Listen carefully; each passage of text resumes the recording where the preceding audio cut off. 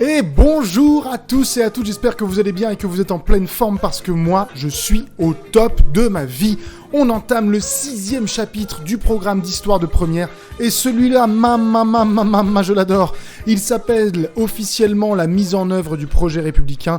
Officieusement, pourquoi la 3ème République, ça pète sa race. Voilà ce que c'est. Alors, la problématique, eh bien, je l'ai un petit peu donnée, je vous la répète. Pourquoi ? Non, c'est pas ça. Comment la République s'enracine-t-elle entre 1870 et 1914 avec la 3ème République, qui est à ce jour la République la plus longue en France ? Et il y a principalement deux grandes notions à retenir.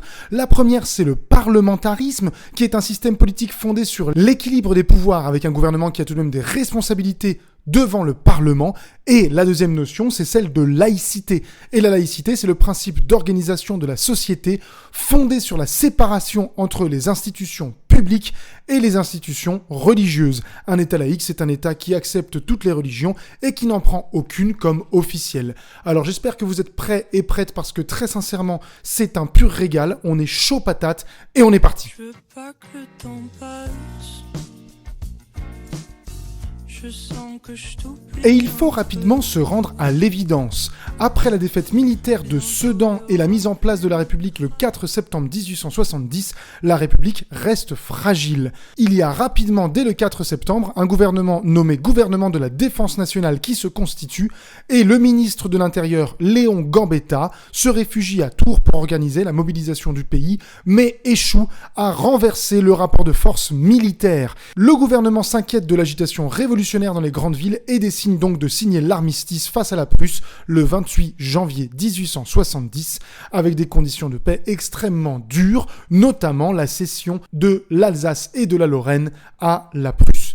Le 8 février 1871, les royalistes remportent les premières élections législatives et ont donc une forte majorité à la Chambre des députés. Ils ont gagné en faisant passer les républicains pour des révolutionnaires et des grands guerriers, déclarant eux que c'est la paix qui compte. Le chef du pouvoir exécutif de la République devient Adolphe Thiers, mais comment peut-on parler de pouvoir exécutif alors qu'en fait on n'a même pas d'institution, on n'a même pas de constitution, on avance un peu dans le vide, mais quoi qu'il en soit, Adolphe Thiers lui prend la tête du pouvoir en France.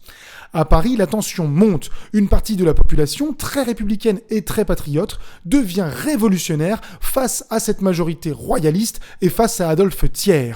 Au mois de mars 1871, il y a l'élection de ce qu'on appelle une commune parisienne, la commune avec un C majuscule, et cette commune, elle dit qu'elle ne suit pas l'autorité du gouvernement qui s'est installé à Versailles. Elle veut constituer une armée populaire et fonder une république sociale visant le bien-être de chacun et de chacune et l'égalité économique entre tous et toutes. Bref, une forme de réalisation qu'on appellerait par la suite communiste.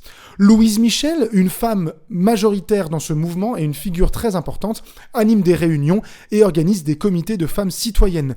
Mais à part Paris, personne en France ne suit ce mouvement communard et début avril, Thiers envoie plus de 100 000 hommes reprendre le contrôle de la ville. Du 21 au 28 mai 1871, c'est la semaine sanglante avec les troupes de Thiers qui vont réprimer l'insurrection parisienne dans une violence inouïe.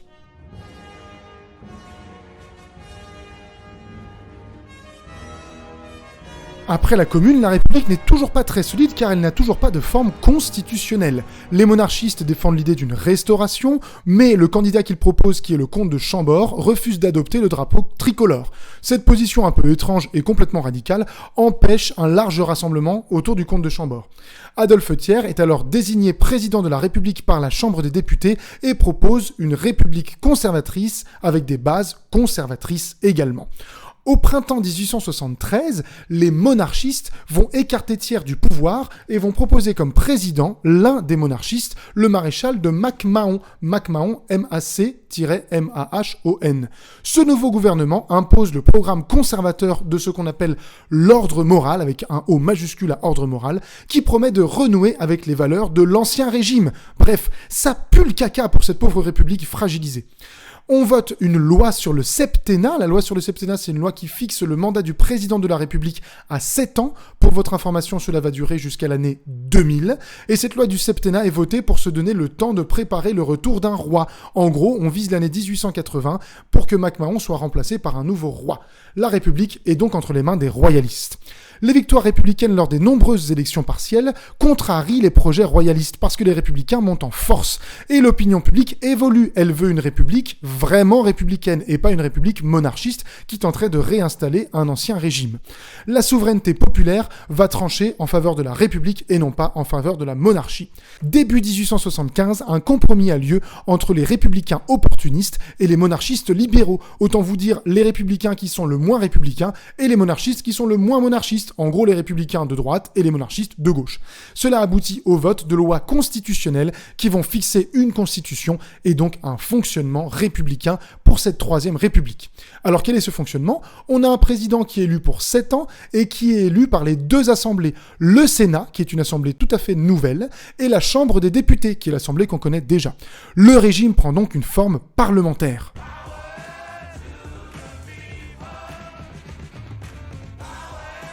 Lors des élections législatives à venir, notamment celle de février 1876, ce sont les républicains qui l'emportent largement. Il y a donc un pays français qui confirme son attachement au régime républicain. En octobre 1877, même schéma, alors que MacMahon et les monarchistes ont essayé de dissoudre la Chambre des députés, mais ce sont bien les républicains qui sont majoritaires. Dans les discours de Léon Gambetta, il y a l'entrée en politique des nouvelles couches sociales. Globalement, ce ne sont plus les plus cultivés et les plus riches qui sont seuls à décider de l'avenir du pays. La moyenne bourgeoisie des villes doit être le soutien naturel de la République et Gambetta prévoit également de transformer les campagnes dans lesquelles il veut diffuser l'idéologie républicaine afin de ne pas voir le retour de la monarchie. En janvier 1879, MacMahon, qui est président depuis 1873, souvenez-vous, démissionne. Il est remplacé par un républicain modéré qui s'appelle Jules Grévy. Petite anecdote, les personnages de la Troisième République les plus importants sont souvent des Jules. On l'appellera d'ailleurs la République des Jules. En juin 1879, les deux assemblées, Sénat et Chambre des députés, vont quitter Versailles pour revenir à Paris. C'est le symbole d'une république pacifiée, d'une république réconciliée. Paris, le reste de la France et les institutions républicaines sont en harmonie. Les premiers symboles républicains manifestent cette victoire républicaine en adoptant notamment la Marseillaise comme hymne national. Marianne devient le symbole républicain par excellence, que ce soit à Paris ou ailleurs, et le gouvernement à Paris commande une statue de la République pour la place parisienne du Château d'Eau, qui ne s'appelle plus place du Château d'Eau, mais place de la République. Bref, la Troisième République s'enracine et pour longtemps.